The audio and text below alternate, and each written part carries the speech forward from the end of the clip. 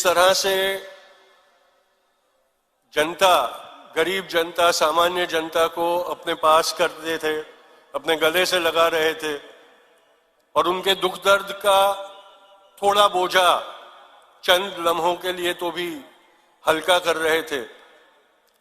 और ये याद आया कि दूसरी तरफ आज हमारे प्रधानमंत्री जी हैं, जो जब जहां जाते हैं वहां अगर उनके रास्ते में गरीबों की बस्ती आ जाए तो पर्दे लगवा देते हैं कि ताकि उनको देखना ना पड़े।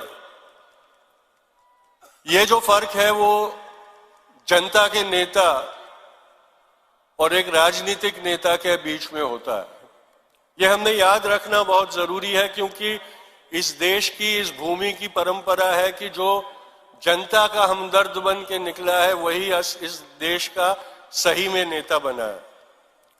बापू भी गरीबों की झोपड़ी तक जाते थे और उन्हीं में शामिल होने के लिए अपने आप को मोड़ते थे वैसे।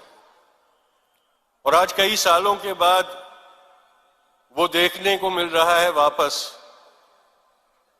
मैं ये मेरा सद्भाग्य समझता हूं कि मुझे चंद लम्हों के लिए, एक दिन के लिए ये जो अनुभव है वो प्राप्त करने का मौका मिला, क्योंकि ऐसे अनुभवों के बारे में इतिहास में पढ़ा करता था,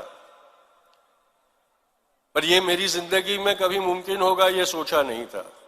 इसके पहले 2005 में दांडी कूच में राहुल जी के साथ चला था मैं, आज वापस चला हूं। यही याद आती है कि 1930 में दांडी कूच में बापू, मोतीलाल नेहरू और पंडित नेहरू साथ में चले थे। उसके बाद 1947 में दंगों के बीच जब बापू नोआखाली और टिपेरा में चल रहे थे तो पंडित जी वहां जाते थे उनके साथ विचार विमर्श करने और साथ हो जाते थे।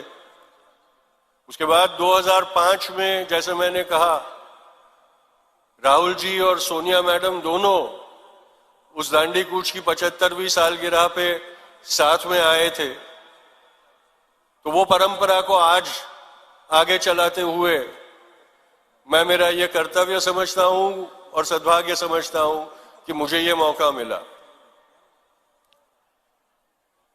मैं ज्यादा देर बोलूंगा नहीं, लेकिन इतना जरूर कहूंगा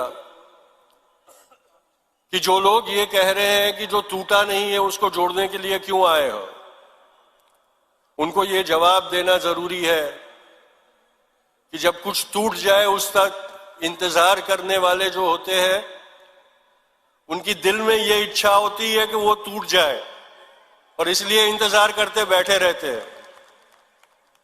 देश प्रेमी वो होता है जो उसको अंदाजा भी आए, अगर शक भी हो कि ये देश को तोड़ने की प्रकृति चल रही है, तो घरों से निकल के उस देश को तोड़ने वालों से उस देश का रक्षण करते हैं।